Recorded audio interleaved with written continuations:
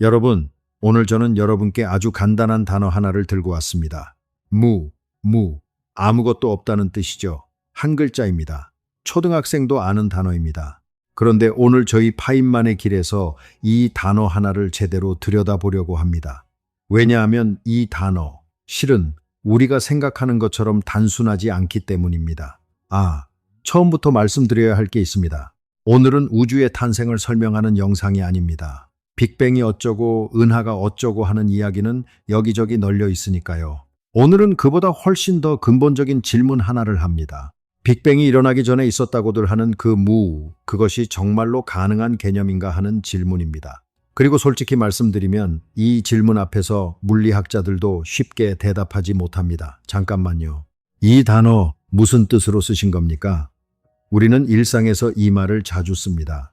아무것도 없다, 텅 비었다, 아무도 없다. 그런데 이 단어 안에는 적어도 세 개의 전혀 다른 의미가 뒤섞여 있습니다. 그리고 우주의 탄생을 둘러싼 논쟁의 상당 부분은 사실 이 세 가지 의미를 서로 혼동하는 데서 비롯됩니다. 이걸 먼저 제대로 정리해 놓지 않으면 아무리 이야기를 해도 계속 같은 자리를 맴돌게 됩니다. 그러니 조금 시간을 들여서 함께 이 단어를 해부해 보겠습니다. 첫 번째 의미부터 살펴보겠습니다. 퇴근길 지하철을 상상해 보세요. 여러분이 좋아하는 자리, 창가 쪽 좌석이 비어 있습니다. 아무도 없죠. 이때 우리는 비었다 라고 합니다. 그 자리에 기댈 수 있겠다, 다리를 뻗을 수 있겠다 생각합니다. 그런데 그 자리에는 공기가 있고 중력이 있고 전자기파가 있습니다. 텅 비어 보이지만 물리적으로는 전혀 비지 않은 겁니다. 이건 무의 첫 번째 의미, 즉 눈에 보이는 물질이 없다는 뜻입니다. 일상적 의미의 무입니다. 우리 모두 이 의미로 무라는 단어를 씁니다. 그리고 이 의미의 무는 실제로 흔하게 존재합니다. 방이 텅 비었다, 통장이 텅 비었다, 머리가 텅 비었다. 다 이 의미의 무입니다. 아무도 뭐라 하지 않죠. 두 번째 의미, 이제 조금 더 깊이 들어갑니다. 물리학자들이 실험실에서 만들어내는 진공 상태를 생각해 보세요. 공기도 뽑아내고 먼지도 없애고 원자도 거의 없는 상태입니다. 우리가 흔히 우주 공간을 상상할 때 그리는 그 텅 빈 공간이기도 하죠. 지구에서 달까지 사이의 공간, 별과 별 사이의 광활한 공간, 이건 물질이 거의 없다는 의미의 무입니다. 첫 번째보다 훨씬 더 비어 있지만 여전히 공간은 있고 시간은 흐르고 물리 법칙은 작동합니다. 그런데 이 진공, 이 텅 빈 공간이 정말로 비어 있을까요? 여기서부터가 흥미로워집니다. 양자역학은 이 두 번째 무조차도 완전히 비어 있지 않다고 말합니다.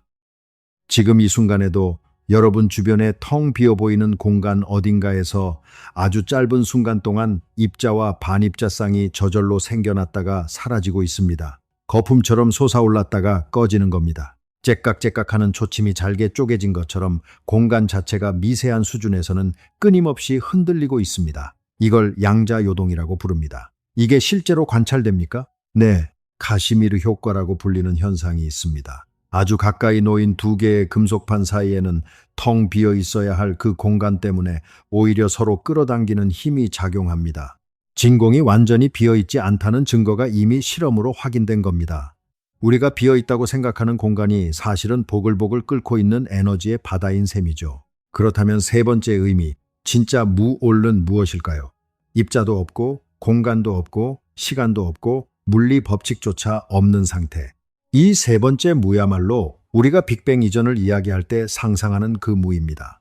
그리고 이 무야말로 무를 만든 것은 누구냐는 질문이 겨냥하는 그 무입니다. 그런데 여기서 아주 중요한 질문 하나가 머리를 스치게 됩니다. 이 세 번째 무, 물리 법칙조차 없는 완전한 무, 이것은 과연 가능한 상태일까요? 우리가 단어를 만들어 놓았다고 해서 그 단어가 가리키는 개념이 반드시 실현 가능한 것은 아닙니다. 예를 들어 1 나누기 0이라는 표현은 쓸 수 있지만 그게 의미하는 수는 존재하지 않습니다. 어쩌면 세 번째 의미의 무도 비슷한 처지일 수 있습니다. 단어는 있지만 실제로 그 상태가 가능한지는 별개의 문제라는 거죠.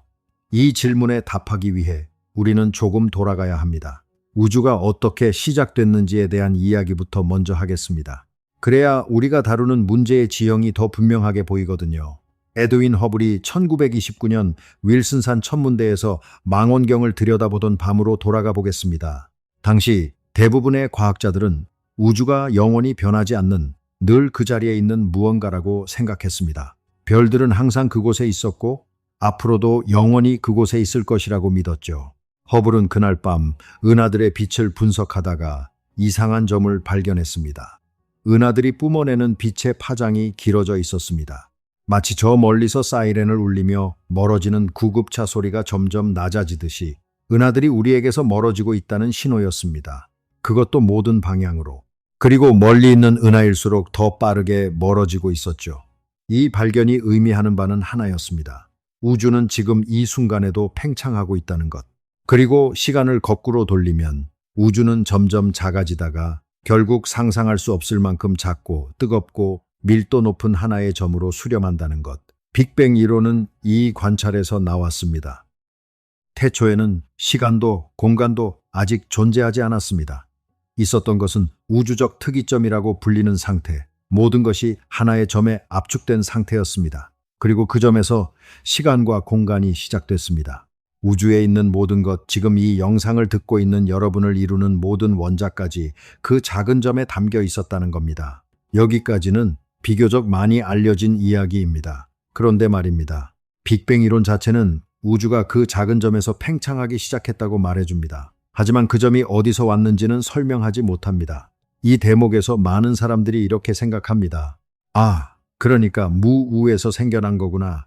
아무것도 없는 데서 뿅 하고 우주가 튀어나온 거구나. 그런데 여기에 치명적인 오류가 숨어 있습니다. 우리가 방금 살펴본 것처럼 양자역학이 말하는 진공, 즉 두 번째 의미의 무는 전혀 비어있지 않습니다. 입자들이 생겨났다가 사라지고 에너지가 요동칩니다.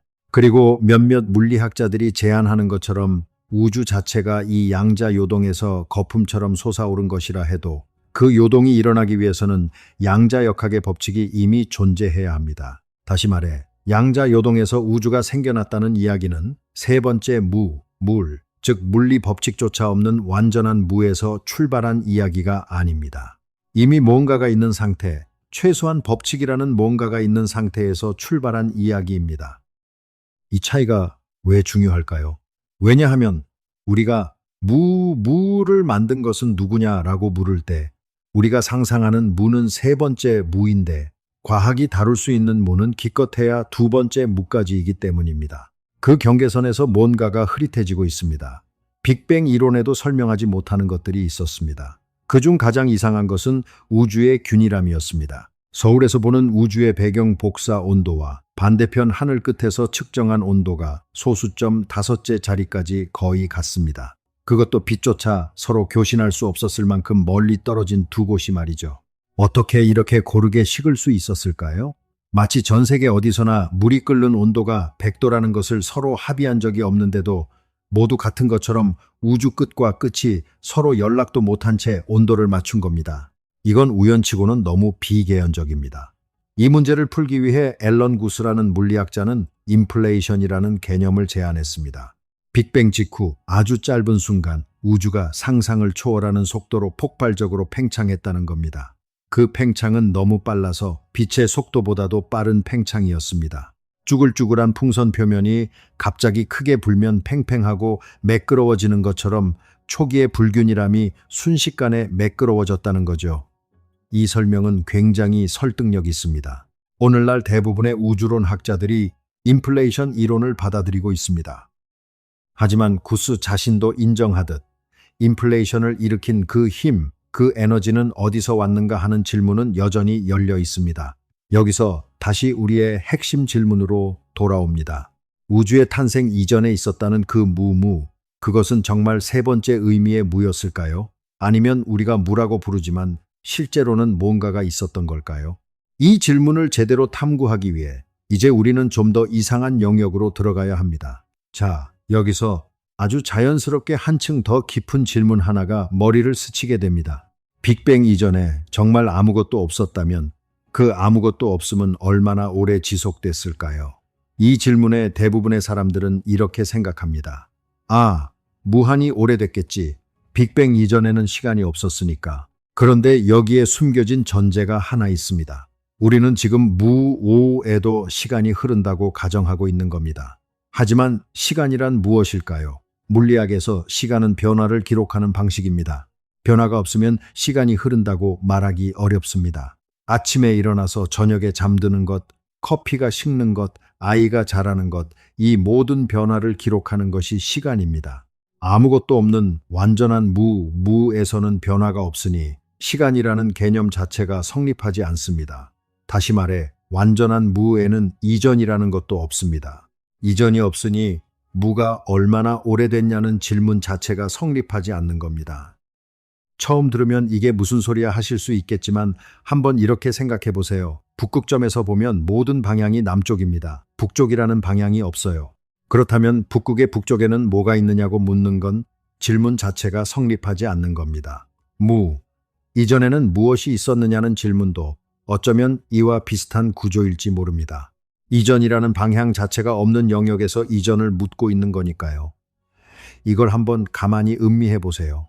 그러니까 우리가 무를 만든 것은 누구냐고 물을 때 우리는 이미 무 이전의 시간이 흘렀다는 전제를 하고 있습니다.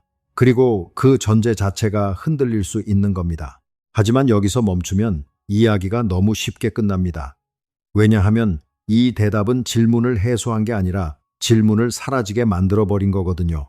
물리학자들이 좋아하는 방식이 아닙니다. 파인만식으로 생각한다면, 질문이 성립하지 않는다면 왜 성립하지 않는지를 훨씬 더 정밀하게 파야 합니다. 그래서 다른 방향에서 이 문제를 바라본 물리학자들이 있습니다. 마르틴 보요발트라는 이론 물리학자의 이야기를 먼저 하겠습니다. 그는 양자 중력이라는 분야를 연구하는 사람인데 빅뱅 이론의 한 가지 이상한 점에 주목했습니다.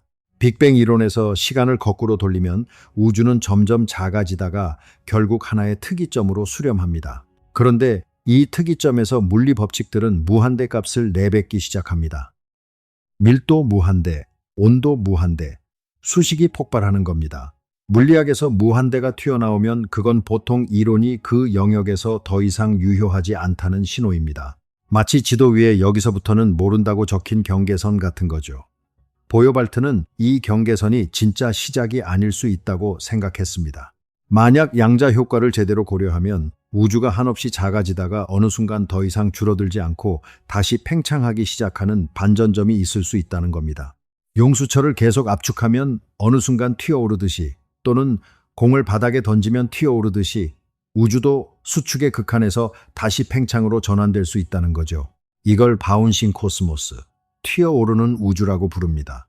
이 아이디어에 따르면 우리 우주의 빅뱅은 이전 우주가 붕괴하고 반전된 순간일 수 있습니다. 우리 이전에 또 다른 우주가 있었고 그 우주가 수축해서 극한에 다다랐을 때 다시 팽창이 시작됐다는 겁니다. 시계 초침의 째깍째깍처럼 한 조각의 끝은 다음 조각의 시작입니다. 이 순환 우주 모델에서는 완전한 무을가 필요 없습니다. 무에서 유을가 생겨날 필요가 없는 거죠. 우주는 언제나 어떤 형태로든 존재했고 다만 수축과 팽창을 반복했을 뿐이라는 겁니다. 아름다운 생각이죠? 그런데 여기서도 우리는 같은 벽에 부딪힙니다. 그 이전 우주는 어디서 왔냐고요? 그 이전 우주는요. 끝없이 거슬러 올라가도 결국 같은 질문이 반복됩니다. 이건 빚을 갚기 위해 다른 곳에서 빌리는 것과 비슷합니다. 당장의 문제는 해결되지만 결국 더 큰 빚이 남는 거죠. 바로 여기서부터 상황이 진짜 기묘해집니다. 닐 투록과 폴 스타인하르트라는 두 물리학자는 이 문제를 다른 방향에서 접근했습니다. 이들은 끈 이론이라는 현대 물리학의 최전선에서 우리 우주가 더 높은 차원의 공간에 떠 있는 하나의 망몰, 이른바 브레인이라는 구조물일 수 있다고 제안했습니다. 이걸 이해하기 위해 이런 상상을 해보세요. 빨래줄에 여러 장의 천이 나란히 매달려 있습니다. 바람에 출렁이고 수축하고 팽창하는 천들. 우리 우주는 그 천조각 중 하나입니다. 그리고 우리 바로 옆에 우리가 볼 수 없는 또 다른 천조각, 또 다른 우주가 있을 수 있습니다. 물리적으로 아주 가까이, 어쩌면 손 뻗으면 닿을 거리에, 하지만 우리가 감지할 수 없는 차원 너머에 있어서 우리는 그 존재조차 알지 못하는 채로 살아가고 있다는 겁니다. 그런데 왜 볼 수 없을까요? 우리는 3차원 존재이기 때문입니다. 앞뒤, 좌우, 위아래 이 세 방향밖에 움직이지 못합니다. 만약 4번째 공간 차원이 있다면 우리는 그 방향으로 나아갈 수도 그 방향을 볼 수도 없습니다. 마치 평평한 2차원 세계에 사는 존재가 3차원을 감지하지 못하는 것처럼요. 투록과 스타인하르트에 따르면 두 개의 막이 서로에게 아주 천천히 접근하다가 충돌할 때 빅뱅이 일어납니다. 두 개의 거대한 천이 서로 부딪히는 순간 엄청난 에너지가 방출되면서 두 개의 새로운 우주가 탄생한다는 겁니다. 그리고 이 충돌의 에너지가 바로 구스가 발견했지만 설명하지 못했던 인플레이션의 힘일 수 있다는 거죠. 이 이론은 끈 이론과 M 이론이라는 진지한 수학 위에 세워져 있습니다. 10개 혹은 11개의 차원을 동시에 다루는 계산을 통해 만들어진 이론입니다. 우리가 상상할 수 있는 3개의 공간 차원에 더해 7개 혹은 8개의 차원이 더 있다는 겁니다. 이것들을 머릿속에서 그린다는 것 자체가 인간 능력의 한계를 시험하는 일입니다. 그런데 세계에서 가장 뛰어난 수학자들이 이걸 계산으로 다루고 있습니다. 물론 아직 검증되지 않았고 어쩌면 영영 검증하기 어려울 수도 있습니다. 하지만 이 이론이 무우에 대해 하는 이야기는 의미심장합니다. 우리 우주가 탄생하기 이전에도 막이 있었고 법칙이 있었고 구조가 있었다는 겁니다. 완전한 무물은 이 이론 안에서도 어디에도 없습니다. 자, 이제 우리는 한층 더 깊은 곳으로 내려가야 합니다. 왜냐하면 지금까지 나온 이야기들, 순환 우주든 막 충돌이든 양자 요동이든 이것들은 모두 같은 방식으로 무의 문제를 비켜가고 있기 때문입니다. 무에서 유가 나올 필요가 없도록 이전에 항상 뭔가가 있었다고 말하는 겁니다. 그러면 그 이전의 뭔가는 어디서 왔을까요? 이 질문이 진짜 핵심입니다. 그리고 아직 가장 기묘한 부분은 말씀드리지 않았습니다. 여기서 전혀 다른 방향에서 이 문제를 바라본 물리학자의 이야기를 해야겠습니다. 스티븐 호킹은 블랙홀을 연구하다가 아주 이상한 사실을 발견했습니다. 블랙홀은 주변의 모든 것을 빨아들인다고 알려져 있죠. 빛조차도 탈출하지 못한다고요. 그런데 호킹은 블랙홀이 아주 천천히 미세한 열복사를 통해 증발할 수 있다는 것을 수학적으로 보여줬습니다. 결국 블랙홀은 언젠가 완전히 사라진다는 거죠. 이걸 호킹 복사라고 부릅니다. 여기까지는 놀랍지만 이해할 수 있는 이야기입니다. 그런데 문제는 그 다음입니다. 블랙홀이 증발하면 블랙홀에 삼켜졌던 모든 정보는 어디로 갈까요? 물리학에는 아주 오래된 원칙이 하나 있습니다. 정보는 사라지지 않는다는 원칙입니다. 이걸 정보 보존의 법칙이라고 부릅니다. 여러분이 종이를 태워도 그 종이에 있던 분자 배열의 정보는 연기와 재의 배열에 고스란히 담겨 있습니다. 원칙적으로는 그 연기와 재를 완벽하게 분석하면 원래 종이의 내용을 복원할 수 있다는 겁니다. 현실적으로는 불가능하지만 물리 법칙 안에서는 그 정보가 사라지지 않는다는 거죠. 오늘 아침 편의점에서 산 라면을 끓여 먹었다면 그 라면 봉지가 뜯어지고 면이 물속에서 부드러워지고 국물이 퍼지는 모든 과정이 정보입니다. 그 과정을 거꾸로 돌리면 이론적으로는 원래 라면 봉지가 복원되어야 합니다. 물론 엔트로피가 높아져서 현실적으로는 불가능하지만 정보 자체는 어딘가에 남아있다는 게 물리학의 기본 원칙입니다. 그런데 블랙홀이 완전히 증발해버리면 그 안에 삼켜졌던 모든 정보는 어디로 갈까요? 그냥 사라져 버리는 걸까요? 수십 년 동안 물리학자들은 이 질문을 두고 치열하게 싸웠습니다. 이걸 정보 역설, 블랙홀 정보 역설이라고 부릅니다. 호킹은 처음에 정보가 사라진다고 생각했습니다. 하지만 나중에 자신의 생각을 바꿨죠. 최근의 연구들은 정보가 완전히 사라지지는 않는다는 방향으로 수렴하고 있습니다. 다만 그 정보가 어떤 방식으로 보존되는지는 아직 완전히 밝혀지지 않았습니다. 이게 우주의 탄생 이야기와 무슨 관계가 있을까요? 여기서 아주 중요한 포인트가 등장합니다. 명심하세요. 만약 정보는 사라지지 않는다는 물리 법칙이 정말로 근본적인 법칙이라면 우리 우주 이전의 완전한 무오라는 개념은 심각한 문제에 부딪힙니다. 완전한 무에는 정보가 없습니다. 그런데 우리 우주에는 엄청난 양의 정보가 있습니다. 우주에 있는 모든 입자의 위치, 속도, 상태, 이 모든 것이 정보입니다. 대략 관측 가능한 우주 안에는 수십조 개의 은하가 있고 각 은하 안에는 수천억 개의 별이 있습니다. 그리고 그 별들을 이루는 원자들의 배열 정보. 이 모든 정보가 완전한 무에서 갑자기 생겨났다면 정보가 무에서 창조된 셈입니다. 이건 정보 보존 법칙에 위배됩니다.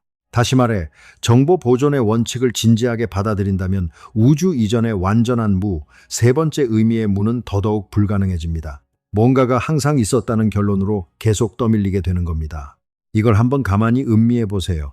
우리가 아무것도 없다고 부르는 것이 정보라는 관점에서 보면 이미 아무것도 없는 게 아닐 수 있습니다. 거품이 아무것도 없는 공기에서 솟아오르는 것처럼 보이지만 사실 그 거품을 이루는 공기 분자들은 계속 거기 있었던 거죠. 거품은 생겨났다가 사라지지만 공기는 사라지지 않습니다. 자, 이제 아주 자연스럽게 그 다음 질문 하나가 머리를 스치게 됩니다. 물리학자 존 아치볼드 휠러는 평생 이 우주의 본질에 대해 고민한 사람입니다.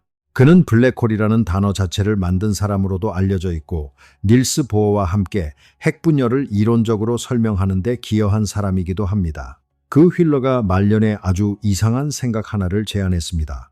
그의 생각에 따르면 양자역학의 세계에서는 관찰하기 전까지는 어떤 상태도 확정되지 않습니다. 동전이 바닥에 떨어질 때 앞면이 나올지 뒷면이 나올지는 우리가 들여다볼 때 비로소 정해진다는 겁니다. 이게 양자역학의 핵심 아이디어 중 하나입니다. 여기서 오해가 생길 수 있으니까요. 이건 우리가 보기 전에는 동전이 허공에 떠 있다는 말이 아닙니다. 양자역학이 말하는 것은 더 근본적인 겁니다. 전자와 같은 양자 입자는 우리가 관찰하기 전까지 여러 가능성의 중첩 상태에 있다는 겁니다. 슈레딩거의 고양이 이야기가 바로 이 상황을 설명하기 위한 사고 실험이었죠. 관찰이라는 행위가 양자 세계에서는 특별한 역할을 한다는 겁니다. 휠러는 이 아이디어를 우주 전체로 확장했습니다. 어쩌면 우주도 마찬가지일지 모른다고요. 관찰자가 있어야 우주가 확정된 상태로 존재할 수 있는 것은 아닐까 하고요. 그는 이걸 참여적 우주론이라고 불렀습니다. 우주는 관찰자 없이는 단순히 확정된 상태로 존재하지 않는다는 거죠. 물론 이 생각은 매우 논쟁적입니다. 많은 물리학자들이 이에 동의하지 않습니다.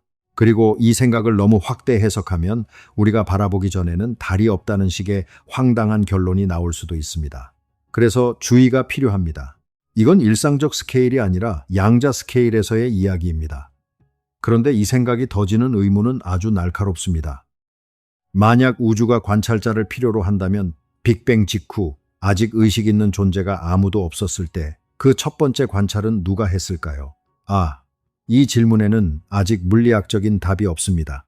하지만 이 질문이 중요한 이유는 우주의 탄생이라는 사건 자체가 관찰자와 무관하게 완전히 독립적으로 일어난 객관적인 사건인지 아니면 우리 같은 존재가 생겨나고 나서 거꾸로 그 과거를 관찰함으로써 비로소 확정되는 사건인지에 대한 물음이기 때문입니다. 솔직히 말씀드리면 이 부분은 현재 과학이 말해줄 수 있는 범위의 가장 바깥쪽 경계에 있습니다. 아직 완전히 닫힌 질문이 아닙니다. 하지만 이 경계를 알고 나면 우리가 무오라는 단어에 대해 얼마나 느슨하게 생각해 왔는지가 더 선명하게 드러납니다. 이제 또 하나의 새로운 각도에서 이 문제를 보겠습니다. 따라오고 계시죠? 조금만 더 같이 생각해 봐요. 열역학이라는 분야가 있습니다. 에너지와 열, 그리고 엔트로피를 다루는 물리학의 한 분야입니다. 이 분야에는 엔트로피에 관한 법칙이 있습니다. 시간이 지남에 따라 엔트로피, 즉 무질서의 정도는 증가하는 경향이 있다는 법칙입니다. 아이스크림이 녹고 커피가 식고 방이 어질러지는 것처럼 자연스러운 방향은 언제나 더 무질서한 쪽입니다. 여러분이 아침에 눈을 떴을 때 방이 자동으로 정리되어 있지는 않죠. 에너지를 써야만, 즉 청소라는 행위를 해야만 방이 정리됩니다. 이게 엔트로피 증가의 법칙이 우리 일상에 미치는 영향입니다. 그렇다면 우리 우주가 탄생했을 당시, 즉 빅뱅 직후의 우주는 엔트로피가 굉장히 낮았습니다. 매우 질서 있는 상태였다는 거죠. 우리가 볼 수 있는 우주 배경 복사의 패턴이 이를 보여줍니다. 그리고 지금까지 138억 년 동안 그 엔트로피는 꾸준히 높아지고 있습니다. 별이 태어났다가 죽고 은하가 서로 충돌하고 결국 우주는 점점 더 균일하고 무질서해지는 방향으로 나아가고 있습니다. 여기서 흥미로운 질문이 하나 생깁니다. 왜 우주는 엔트로피가 낮은 상태에서 시작했을까요? 만약 우주가 정말 무몰에서 무작위로 생겨났다면 초기 우주의 엔트로피가 그토록 낮을 이유가 없습니다. 무작위적인 시작이라면 이미 높은 엔트로피 상태에서 시작했을 가능성이 훨씬 높습니다. 마치 주사위를 던졌을 때 1이 나올 확률보다 1 이외의 숫자가 나올 확률이 더 높은 것처럼 낮은 엔트로피 상태는 우주가 취할 수 있는 수많은 상태 중 아주 특별한 소수에 해당합니다. 이 말인즉슨 우리 우주의 초기 낮은 엔트로피는 일종의 선택된 상태처럼 보인다는 겁니다. 어떤 의미에서는 완전한 무울보다 훨씬 더 특별하고 질서 있는 출발점이었다는 거죠. 물론 이것이 누군가가 선택했다는 의미는 아닙니다. 어쩌면 우리가 이 우주에 살아있다는 사실 자체가 낮은 엔트로피 출발점을 가진 우주에서만 별과 행성이 생겨나고 결국 생명이 존재할 수 있기 때문일지도 모릅니다. 이걸 인류 원리라고 부릅니다. 우리가 관찰하는 우주는 우리 같은 관찰자가 존재할 수 있는 우주일 수밖에 없다는 논리죠. 하지만 이 설명조차도 완전한 무물의 개념을 더 어렵게 만듭니다. 낮은 엔트로피라는 것은 이미 높은 수준의 질서이고 질서는 정보입니다. 완전한 무에서 질서 있는 정보가 생겨났다는 건 앞서 말씀드린 정보 역설과 같은 문제를 다시 일으킵니다. 요약하면 이렇습니다. 정보 보존의 관점에서, 엔트로피의 관점에서, 그리고 양자역학의 관찰자 문제의 관점에서 완전한 무물, 세 번째 의미의 무는 물리학이 다루기 점점 더 어려운 개념이 되고 있습니다. 바로 여기가 가장 중요한 포인트입니다. 우리가 무를 만든 것은 누구냐고 물을 때 이 질문이 전제하는 세 번째 의미의 무는 어쩌면 물리적으로 불가능한 개념일지도 모릅니다. 그렇다면 이 질문 자체가 잘못 설정된 것일 수 있습니다. 그런데 여기서 멈추지 않겠습니다. 왜냐하면 아직 가장 흥미로운 부분이 남아있기 때문입니다. 만약 완전한 무가 불가능하다면 그렇다면 우주는 왜 존재하는 걸까요? 아무것도 없는 게 아니라 왜 무언가가 있는 걸까요? 자, 이제 우리가 지금까지 쌓아온 이해를 바탕으로 훨씬 더 깊은 질문으로 내려가 보겠습니다. 아직 가장 기묘한 부분은 말씀드리지 않았습니다. 우리는 무라는 단어가 세 가지 다른 의미를 가진다는 것을 알게 됐습니다. 그런데 여기서 더 나아가면 사실 우리가 즉 존재한다는 개념 자체도 그만큼 복잡하다는 것을 알게 됩니다. 무와 유가 단순하게 대립하는 것이 아닐 수 있다는 거죠. 예를 들어 생각해 봅시다. 지금 여러분의 스마트폰에는 어제 찍은 사진들이 있을 겁니다. 그 사진들은 존재할까요? 네, 분명히 존재합니다. 그런데 그 사진들은 어디 있을까요? 물리적으로는 전자들의 배열, 실리콘 칩 위에 특정 패턴으로 존재합니다. 하지만 그 사진들이 담고 있는 의미, 어젯밤 한강에서 찍은 저녁 노을, 친구들과 나눈 식사, 이 의미들은 어디 있을까요? 그 의미들은 특정 원자에 있지 않습니다. 특정 전자에 있지도 않습니다. 그 의미들은 패턴에 있고 관계에 있습니다. 그리고 그 패턴을 읽어낼 수 있는 시스템이 있어야 비로소 의미로 해석됩니다. 이걸 우주의 탄생으로 확장해 보겠습니다. 우주가 태어나기 전 만약 뭔가가 있었다면 그것은 어떤 형태로 있었을까요? 우리가 익숙한 물질의 형태, 에너지의 형태, 아니면 우리가 아직 이름도 붙이지 못한 어떤 형태, 그리고 그것이 무엇이든 그것이 존재한다는 것은 무엇을 의미하는 걸까요? 이 질문이 중요한 이유는 존재한다는 것 자체가 관찰자 또는 참조 틀을 필요로 하는 것은 아닌지에 대한 물음이기 때문입니다. 아무도 없는 숲에서 나무가 쓰러지면 소리가 날까요? 이 오래된 철학적 수수께끼는 단순한 말장난이 아닙니다. 소리라는 것이 공기의 진동인지 아니면 그 진동을 듣는 귀와 뇌가 있어야 비로소 소리가 되는 것인지의 문제입니다. 양자역학은 이 질문에 아주 예리한 각도를 더해줍니다.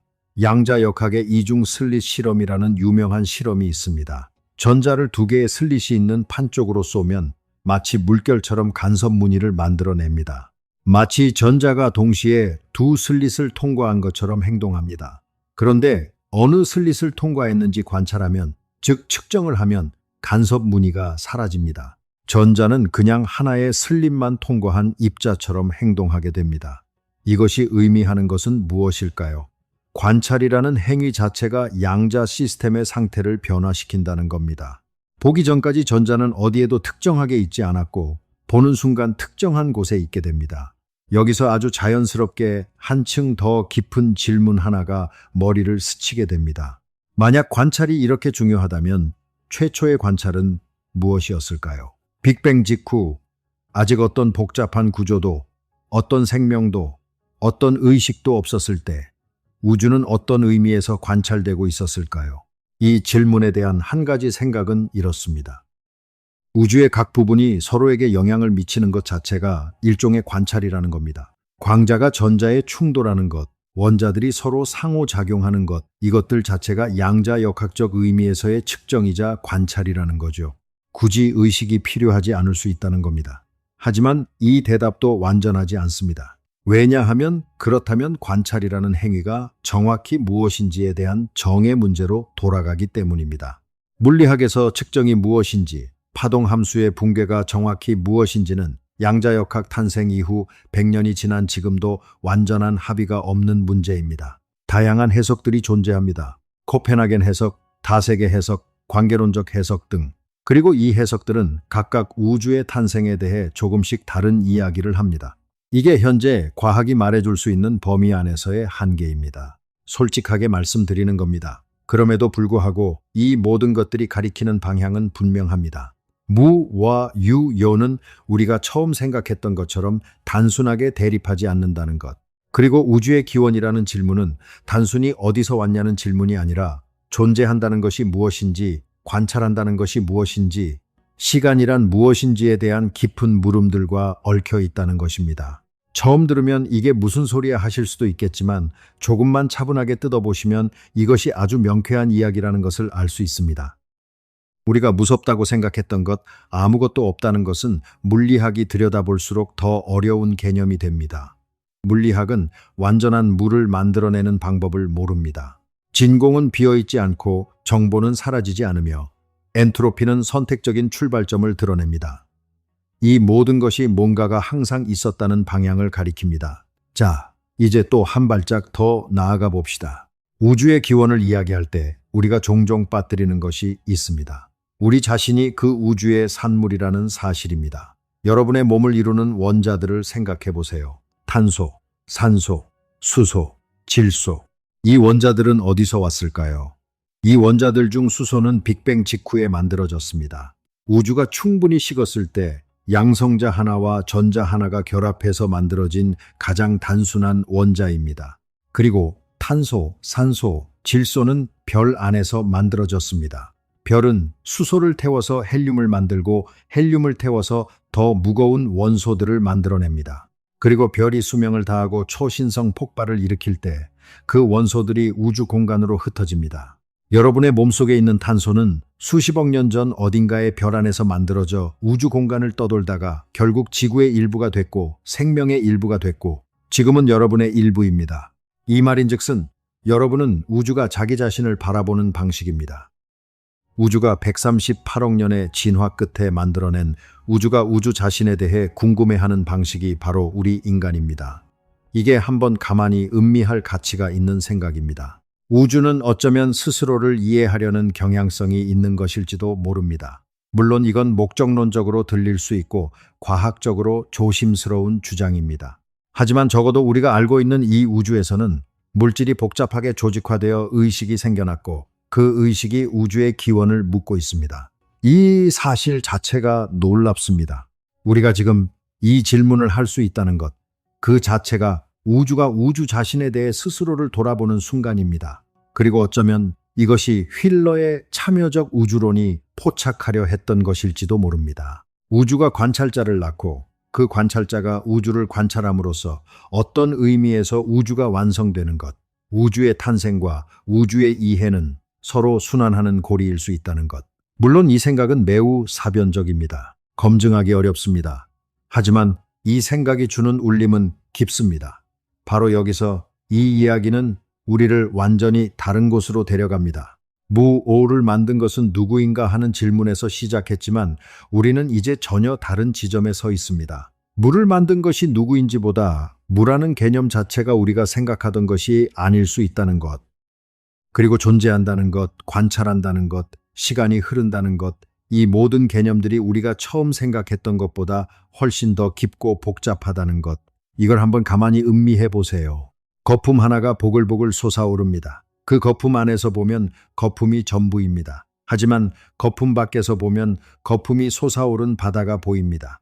그리고 우리는 어쩌면 그 거품 안에 있으면서도 바다의 존재를 추론할 수 있는 유일한 존재들인지도 모릅니다. 그리고 그 추론 자체가 우주가 자기 자신을 이해하는 방식인 것이고요. 이쯤에서 잠시 숨을 고르고 우리가 오늘 어디서 시작했는지 되돌아보겠습니다. 무라는 단어 하나에서 출발했습니다. 그 단어 안에 세 가지 다른 의미가 섞여 있다는 것을 발견했습니다. 양자요동이 진공조차 비어있지 않게 만든다는 것을 배웠습니다. 순환우주와 막충돌이 완전한 무 없이도 우주의 탄생을 설명하려 한다는 것을 살펴봤습니다. 그리고 정보, 보존, 엔트로피, 관찰자의 문제가 완전한 무를 더욱 어렵게 만든다는 것을 알게 됐습니다. 그리고 방금 우리는 우주가 자기 자신을 이해하는 방식으로서의 우리라는 생각까지 왔습니다. 이제 마지막으로 한 가지 더 이야기하고 싶습니다. 이것이 어쩌면 오늘 가장 중요한 이야기일 수 있습니다. 우리는 이 모든 질문들을 두려움에서 출발해서 묻는 경향이 있습니다. 아무것도 없다면 어떡하지? 우주가 그냥 우연히 생겨난 것이라면 의미가 없는 건 아닐까? 이런 불안들이 이 질문들의 배경에 깔려 있습니다. 그런데 오늘 우리가 함께 살펴본 것들은 이 불안들의 아주 흥미로운 방식으로 대응합니다. 아무것도 없다는 완전한 무는 사실 물리학적으로 실현되기 어렵습니다. 양자요동은 진공을 끊임없이 보글보글 끓게 만들고 정보는 사라지지 않으며 뭔가가 항상 있었을 가능성이 높습니다. 다시 말해 물리학은 아무것도 없다는 극단적 허물을 지지하지 않습니다. 그리고 우주가 우연히 생겨났다는 것과 의미가 없다는 것은 별개의 문제입니다. 과학이 어떤 과정을 설명한다고 해서 그 과정의 결과물인 우리의 삶이 덜 의미 있어지는 것은 아닙니다. 눈물이 염분과 수분으로 이루어진 액체라고 해서 슬픔이 덜 진실되어지지 않는 것처럼요. 따라오고 계시죠? 이 이야기를 하고 싶었습니다. 오늘날 우리가 가진 가장 좋은 과학적 이해에 따르면 우주는 약 138억 년 전에 시작됐고 그 이전에 무엇이 있었는지는 아직 알 수 없습니다. 완전한 무에서 시작됐는지, 이전 우주의 반전에서 시작됐는지, 이웃 우주와의 충돌에서 시작됐는지 우리는 모릅니다. 하지만 우리가 아는 것은 이것입니다. 138억 년의 시간이 흘렀고 그 시간 동안 수소와 헬륨에서 별이 생겨났고 별에서 더 무거운 원소들이 만들어졌고 그 원소들이 행성을 이루고 생명을 이루고 결국 이렇게 우주의 기원을 묻는 존재를 만들어냈다는 것. 이 과정이 의미 있는지 없는지는 우주가 결정하지 않습니다. 그것은 우리가 결정하는 겁니다. 우리가 서로를 사랑하고 아름다운 것에 감동받고 진실을 알고 싶어하는 것. 이것들이 의미를 만드는 겁니다. 그러니까 오늘 우리가 함께 이 길고 복잡한 이야기를 나눈 것도 하나의 의미가 됩니다. 우주가 138억 년에 걸쳐 만들어낸 존재들이 그 우주의 탄생에 대해 궁금해하며 함께 생각을 나누는 것. 이것이 바로 파인만의 길에서 이야기하고 싶은 것입니다. 어렵고 무서운 질문도 제대로 들여다보면 오히려 더 이상하고 더 아름답게 변합니다. 무오라는 단어도 들여다보니 단순한 허무가 아니라 물리학이 쉽게 다룰 수 없는 복잡하고 미묘한 개념이었습니다. 그리고 그 복잡함 안에 우주가 항상 뭔가로 가득 차 있었을 가능성이 있었습니다. 한강에서 강물을 바라보면 물이 흘러갑니다. 어제의 물은 없습니다. 하지만 강은 여전히 있습니다. 우주도 어쩌면 이와 비슷할지 모릅니다. 특정한 배열은 사라지고 또 다른 배열이 생겨나지만 뭔가는 계속 있습니다. 우리가 아직 그 뭔가에 이름을 붙이지 못했을 뿐입니다. 바로 여기서부터 상황이 다시 한번 기묘해집니다. 만약 뭔가가 항상 있었다고 한다면 그 뭔가는 어떤 성질을 가지고 있었을까요? 우리가 알고 있는 물리 법칙을 따르는 무언가였을까요? 아니면 우리의 물리 법칙 자체가 그 무언가에서 생겨났기 때문에 그 무언가는 우리의 물리 법칙 바깥에 있는 것이었을까요? 이 질문이 우리를 다시 한번 경계로 데려갑니다. 어떤 물리학자들은 물리 법칙 자체가 시간과 함께 진화했을 수 있다고 생각합니다. 우주가 처음 시작됐을 때 지금과 같은 물리 법칙이 이미 완전하게 갖춰져 있었던 게 아니라 물리 법칙 자체도 우주와 함께 어떤 형태로 발전했을 수 있다는 겁니다. 물론 이건 아주 논쟁적인 생각이고 대부분의 물리학자들은 이에 동의하지 않습니다. 하지만 이 생각이 주는 시사점은 있습니다. 우리가 물리 법칙을 영원히 고정된 것으로 생각하는 것 자체가 어쩌면 또 하나의 숨겨진 전제일 수 있다는 것. 우리가 발견한 법칙들이 이 우주에서 유효하다는 것은 알지만 그 법칙들이 모든 가능한 우주, 모든 가능한 상황에서 동일하게 유효한지는 우리가 알 수 없다는 것. 그러니까 결국 우리는 우리가 알 수 있는 것의 경계와 계속 마주치게 됩니다. 그리고 이 경계를 인식하는 것 자체가 앞서 말씀드린 것처럼 미태의 한 형태입니다. 물리학에서 이런 말이 있습니다. 좋은 이론은 더 많은 것을 예측하는 동시에 더 많은 질문을 낳는다. 우리가 우주를 더 많이 이해할수록 우리가 이해하지 못하는 것들이 더 선명하게 드러납니다. 이건 실망스러운 일이 아닙니다. 이건 우리가 진짜를 향해 나아가고 있다는 신호입니다. 아무것도 없는 아이처럼 물어야 진짜를 알 수 있다고 파인만은 말했습니다. 어른이 되면 이미 안다고 생각해서 안 묻는 것들을 아이는 그냥 묻습니다. 하늘은 왜 파래요? 별은 왜 반짝여요? 이 질문들이 물리학을 이끌어 왔습니다. 그리고 우주는 어디서 왔을까요? 아무것도 없다는 게 가능할까요? 이 질문들이 오늘 우리를 여기까지 데려왔습니다. 이 질문을 멈추지 않는 한 우리는 계속 앞으로 나아갑니다. 자, 여기서 우리가 지금까지 이야기한 것들을 하나의 큰 그림으로 통합해 봅시다. 우리는 처음에 무오라는 단어 하나를 해부했습니다. 그 단어 안에서 세 개의 다른 개념을 발견했고 그중 세 번째 의미의 완전한 무가 물리학에서 얼마나 다루기 어려운지를 살펴봤습니다. 그런데 여기서 한 가지 흥미로운 뒤집기가 있습니다. 우리가 무오를 해부했는데 결국 무가 아닌 것들만 발견했다는 겁니다. 진공이 비어 있지 않다는 것, 정보가 사라지지 않는다는 것, 우주 이전에도 뭔가가 있었을 가능성이 높다는 것. 이걸 거꾸로 말하면 이렇습니다. 우리가 존재열을 들여다볼수록 존재는 더 탄탄하게 자리를 지키고 있습니다. 완전한 무는 우주의 어느 곳에서도 발견하기 어렵습니다. 이게 의미하는 것이 뭘까요? 여러 가지로 해석할 수 있겠지만 그중 하나는 이것입니다. 어쩌면 존재 자체가 무보다 더 근본적인 것일 수 있다는 겁니다. 무에서 유가 나온 게 아니라 유가 기본값이고 무는 오히려 설명이 필요한 개념일 수 있다는 거죠. 처음 들으면 이게 이상하게 들리실 수 있습니다. 우리는 보통 없는 것이 기본이고 있는 것이 설명이 필요하다고 생각하니까요. 하지만 물리학이 보여주는 것은 그 반대에 더 가까울 수 있습니다. 빈 공간이라고 불리는 진공에서 입자들이 끊임없이 생겨났다가 사라집니다. 에너지가 요동칩니다. 이것이 물리학이 보는 기본 상태입니다. 완전한 고요, 완전한 무는 오히려 인위적으로 만들어야 하는 특수한 상태에 가깝습니다. 그리고 그 특수한 상태조차 양자역학의 법칙 때문에 완전하게 달성할 수 없습니다. 이걸 하이젠베르크의 불확정성 원리라고 합니다. 위치와 운동량을 동시에 완전히 정확하게 알 수 없는 것처럼 에너지와 시간도 동시에 완전히 확정될 수 없습니다. 이 때문에 완전한 무는 양자역학적으로 금지됩니다. 이 이야기는 우리를 아주 흥미로운 결론 쪽으로 밀어냅니다. 완전한 무는 물리학적으로 허용되지 않는 상태일 수 있다는 것. 그리고 그렇다면 무에서 유가 생겨났다는 것을 설명할 필요 자체가 없어질 수 있다는 것. 왜냐하면 처음부터 완전한 무가 없었기 때문에 유가 거기서 생겨날 필요도 없었다는 거죠. 이게 한번 가만히 음미할 가치가 있는 생각입니다. 자, 그러면 이제 우리가 처음에 던진 질문으로 돌아가 봅시다. 무를 만든 것은 누구일까요? 이 질문에는 두 개의 숨겨진 전제가 있었습니다. 첫째, 완전한 무가 실제로 존재했다는 것.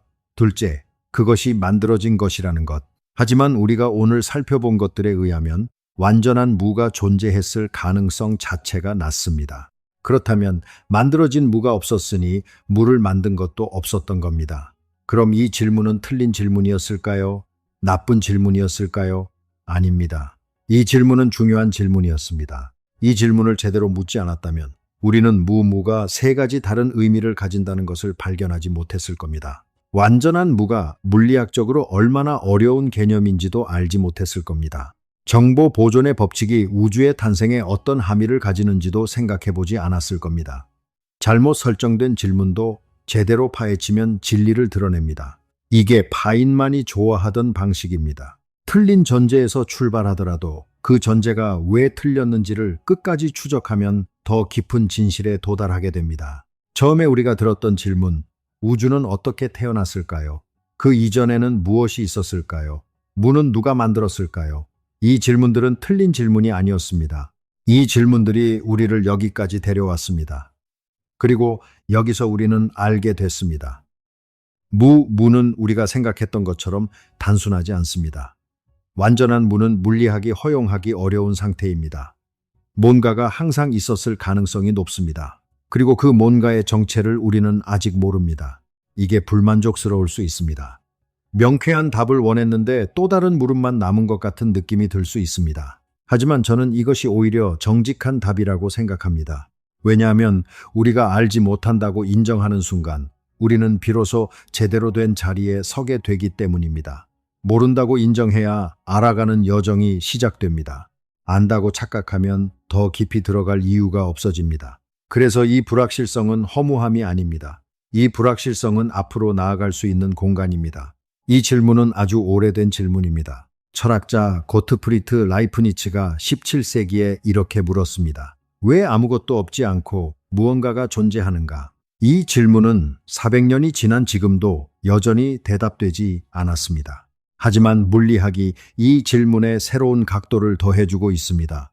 어떤 물리학자들은 이렇게 말합니다. 수학적으로 자기 일관성이 있는 법칙 체계는 그 법칙에 따른 현실을 자동으로 수반할 수 있다고요. 즉, 물리 법칙이 존재한다면 그 법칙이 허용하는 어떤 형태의 우주는 반드시 존재한다는 겁니다. 이건 숫자 2의 존재와 비슷하게 생각할 수 있습니다. 우리가 2라는 숫자를 발명했을까요? 아니면 발견했을까요? 많은 수학자들은 수학적 진리는 우리가 만든 것이 아니라 이미 어떤 의미에서 존재하고 있었고 우리가 발견한 것이라고 생각합니다. 마찬가지로 물리 법칙도 어떤 의미에서는 이미 존재하고 있었고 우리 우주는 그 법칙이 구현된 형태일 수 있다는 겁니다. 물론 이 생각은 매우 사변적입니다. 검증하기 어렵습니다. 하지만 이 생각이 의미하는 것은 흥미롭습니다. 완전한 물리 법칙조차 없는 상태에서 출발할 필요가 없을 수 있다는 겁니다. 오히려 논리적으로 가능한 법칙 체계가 있는 한 그 법칙에 따른 어떤 현실은 반드시 있을 수 있다는 거죠. 여기서 또 다시 물음이 생깁니다. 그러면 그 법칙은 어디서 왔을까요? 그러니까 결국 같은 자리로 돌아오는 겁니다. 어느 수준에서는 이 물음이 반드시 다시 나타납니다. 이게 이 질문의 본질적인 어려움입니다. 자, 지금까지 우리는 정말 먼 곳까지 왔습니다. 무라는 단어를 세 가지 의미로 나눴고 양자 요동이 진공조차 비어있지 않다는 것을 보여준다는 것을 배웠습니다. 순환 우주 모델과 막 충돌 이론이 완전한 무 없이도 우주의 탄생을 설명하려 한다는 것을 살펴봤습니다. 정보 보존의 법칙이 완전한 무를 더욱 어렵게 만든다는 것을 알게 됐습니다. 그리고 엔트로피의 문제와 관찰자의 문제가 이 논쟁에 새로운 층을 더한다는 것을 살펴봤습니다. 그렇다면 이 모든 것이 우리에게 무엇을 말해주는 걸까요? 이건 세상을 바라보는 시점이 아주 중요하게 뒤집히는 순간입니다. 우리가 오늘 처음에 들었던 질문을 다시 떠올려 보세요. 무를 만든 것은 누구일까요? 이 질문은 우주의 탄생 앞에서 인류가 던질 수 있는 가장 자연스러운 질문처럼 느껴집니다. 아무것도 없었다면 그 아무것도 없음은 어디서 왔냐는 거죠. 그런데 우리가 오늘 함께 살펴본 것들을 돌이켜보면 이 질문에는 처음부터 아주 큰 가정이 숨어 있습니다. 무라는 개념이 단일한 것이라는 가정, 무 이전에 시간이 흘렀다는 가정, 그리고 물리 법칙이 없는 완전한 무에서 물리 법칙을 갖춘 유여가 생겨날 수 있다는 가정. 이 가정들 중 어느 것 하나도 물리학은 확실하게 지지하지 않습니다. 양자 요동이 말하는 것은 두 번째 의미의 무, 즉 물질이 없는 진공 상태가 사실은 에너지로 펄펄 끓고 있다는 것입니다. 거품이 보글보글 솟아오르듯 입자들이 생겨났다가 사라지는 공간입니다. 순환 우주와 막 충돌 이론이 말하는 것은 우리 우주 이전에도 뭔가가 있었다는 겁니다. 그리고 정보 보존의 법칙과 엔트로피의 문제는 완전한 무에서 출발했다고 하기에는 우리 우주가 너무 질서 있고 너무 정보가 풍부하다는 것을 보여줍니다. 이 모든 것이 가리키는 방향은 하나입니다. 우주는 완전한 무에서 튀어나온 게 아닐 수 있다는 겁니다. 오히려 뭔가가 항상 있었고 다만 우리가 그것을 무라고 부른 것일지도 모릅니다. 그렇다면 우리의 질문, 무를 만든 것은 누구인가? 이 질문은 어떻게 되는 걸까요? 솔직히 말씀드리겠습니다. 여기서 과학은 두 가지 종류의 침묵을 선택합니다.